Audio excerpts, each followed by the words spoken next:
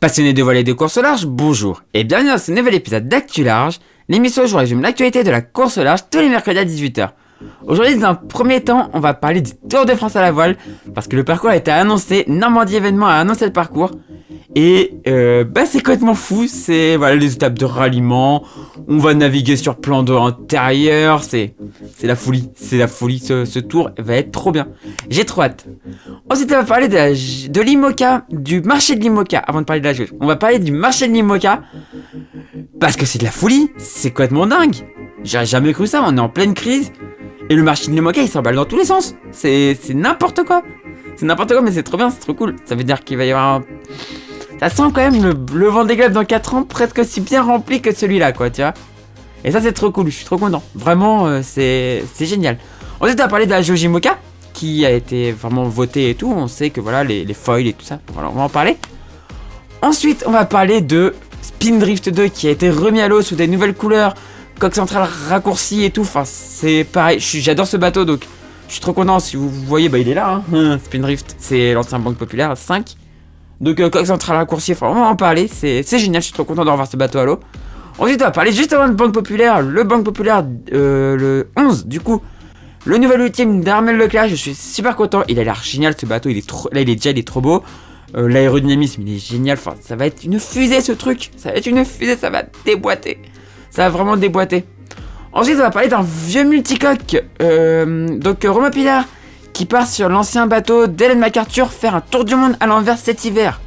En multicoque, en double. C'est complètement barjot, mais c'est trop bien. C'est juste génial en vrai. C'est juste génial. Et enfin, on va finir encore par du multicoque. On va beaucoup parler de multicoque aujourd'hui quand même. Parce que au premier Baldiam 24, c'est un multicoque. Enfin, on va beaucoup parler de multicoque. On va parler de Maserati qui a battu le record de la traversée de la Manche à 39,59 de moyenne, 30,59 de moyenne. C'est dingo, c'est complètement dingo. Mais voilà, du coup on va en parler.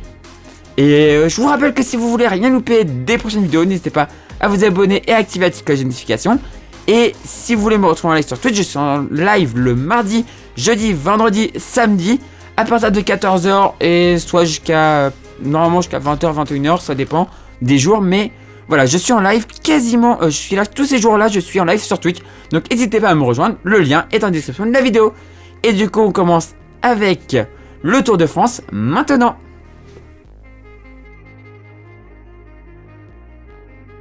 Lundi a été annoncé le parcours du Tour de France à la voile, et le moins que l'on puisse dire, c'est qu'un vent de fraîcheur souffle sur cette course. La première ville sera comme d'habitude Dunkerque, où les concurrents s'affronteront devant ces magnifiques plages et dunes.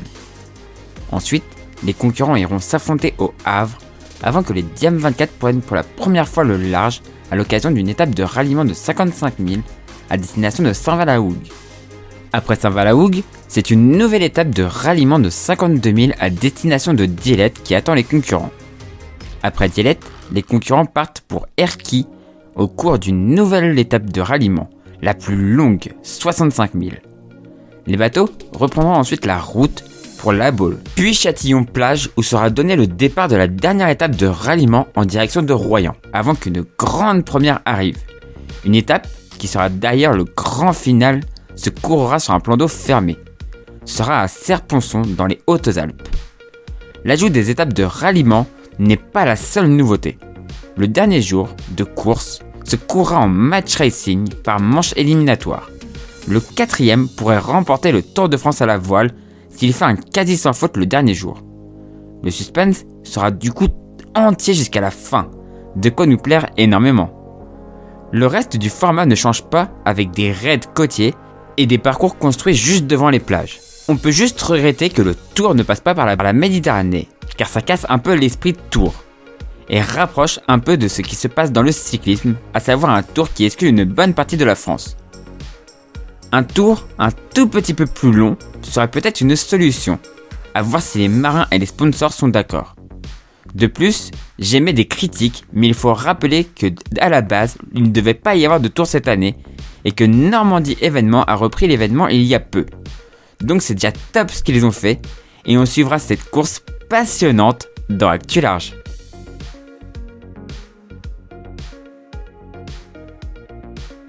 Le marché de l'IMOCA bouge énormément et j'ai trouvé ça important de vous faire un point. Commençons d'abord par le rachat de bateaux. Nous avons déjà parlé de Romain Attanasio qui a racheté Sea Explorer et quasiment vendu son bateau à un skipper dont j'ignore à l'heure où j'écris ces lignes le nom. Achat rigolo maintenant. Benjamin Ferré, qui a couru la dernière mini-transat sur l'ancien Pogo 3 de Clarisse Kremer, a réservé à Michel Desjoyaux Banque Populaire, sur lequel Clarisse Kremer a couru le dernier Vendée Globe. On avait parlé de Louis Burton, qui a racheté l'Occitane pour avoir un bateau performant pour cette campagne, et qui avait du coup mis en vente son bureau Valet 2. Ce dernier est toujours en vente et attire beaucoup de monde. Cependant, il pourrait très vite ne plus l'être, car Servan a révélé qu'un skipper était très engagé. On ignore, à l'heure où j'écris ces lignes, le nom du skipper. Arnaud Boissière est lui sur le coup pour racheter l'ancien Hugo Boss de 2016, actuel 11 Hour Racing. Ce serait top pour lui, ça lui permettrait de faire taire ses détracteurs. Avant de passer au bateau neuf, nous allons parler d'un cas un peu spécial.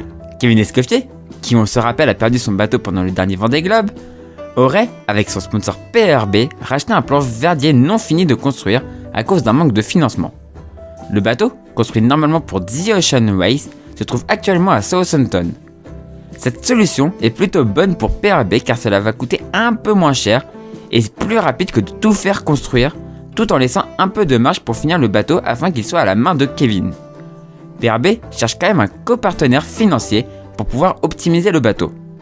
Du côté des bateaux neufs, je vous avais parlé de Jérémy Biu qui va sûrement se faire construire un nouveau bateau sur plan manoir. Donc, on peut penser que son étrave sera en SCO. Même si c'est un secret de polichinelle, l'annonce officielle aura lieu le 4 mai prochain. Si c'est vraiment le cas, après la route du Rhum, l'actuel Charal risque d'être extrêmement désiré entre les prétendants du Vendée Globe. Boris Herman, dont on a déjà parlé, lui se fait construire un plan VPLP, tandis que Maxime Sorel, dont le bateau est à vendre, va se faire construire un sister ship de Apivia. Yannick Bestaven se ferait construire un plan Verdier, tandis que Charlie Enright a presque achevé la construction de son bateau pour The Ocean Race.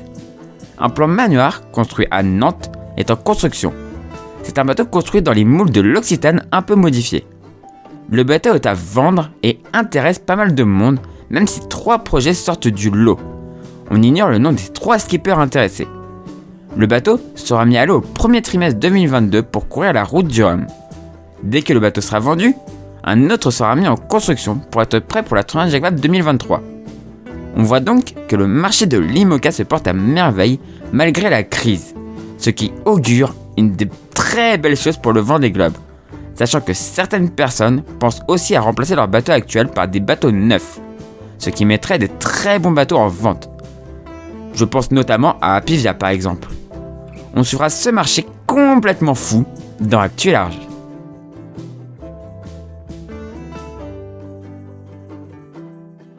Il ne s'agit pas ici de vous dire tout ce qui va changer, mais parler de choses visuelles.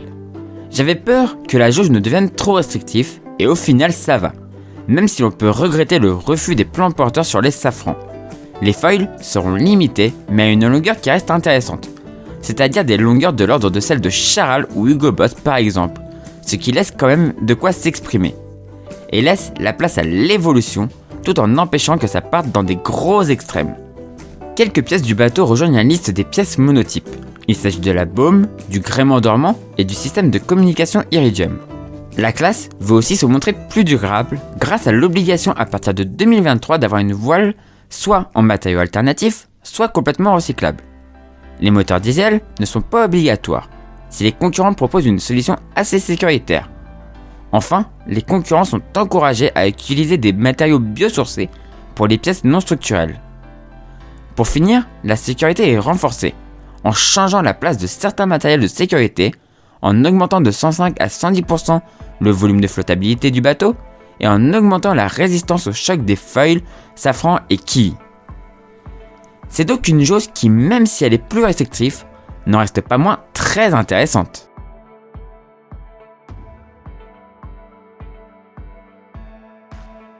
Après pas loin d'1 an de chantier, Spindrift 2, le plus grand trimaran de course au large au monde, est sorti de chantier et a été remis à l'eau. Et le moins que l'on puisse dire, c'est qu'il y a du changement.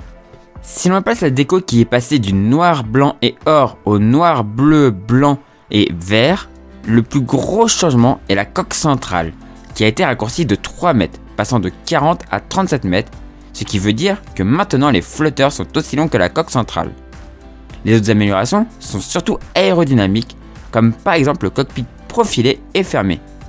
L'objectif de ce chantier était d'améliorer le bateau afin de tenter de battre le record du trophée Jules Verne et essayer de ne pas se faire trop larguer par les bateaux de dernière génération.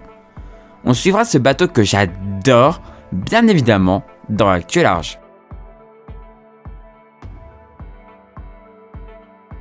On attendait ça depuis un moment. Banque Populaire 11, l'ultime de Armel Leclache, est à l'eau depuis hier. Pas trop de surprise, car on avait déjà vu des images du bateau. Mais le voir en vrai fait quelque chose. Et je pense que ce bateau va être redoutable. Les prochains jours vont être consacrés à des tests divers et variés sur le bateau, comme des mises sous charge afin de vérifier que le bateau n'a pas de défaut de construction. Il faut rappeler que ce sont des bateaux extrêmement complexes. Les premières navigations seront consacrées à tout observer et commencer à prendre en main le bateau. Le premier vol ne se fera peut-être pas sur la première nave, même si c'est pas impossible en vrai. La suite, ce sera le début des entraînements avec Kevin Escoffier pour s'entraîner pour la Tornade Jacques Vabre. On suivra très attentivement ce bateau dans Actu Large.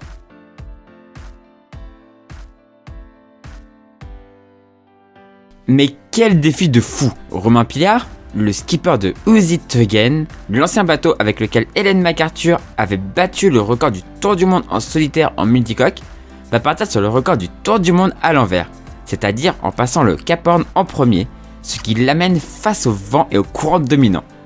C'est un défi de fou quand on sait que le dernier à avoir tenté l'aventure a perdu son bateau au Cap Horn. C'était Yves Le Blevec.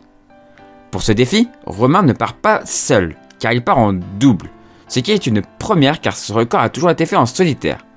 Le temps à battre est d'ailleurs détenu par Jean-Luc Vandened en solitaire sur un monocoque en 122 jours et 14 heures. Cela va être une superbe aventure à suivre car peu de skippers se risquent à ce voyage et encore moins en multicoque qui est bien moins adapté aux près que les monocoques. Cependant, le multicoque peut remonter plus nord, tout en allant quand même plus vite, ce qui permet possiblement d'aller chercher des vents portants. On suivra ce défi génial dans Actu Large.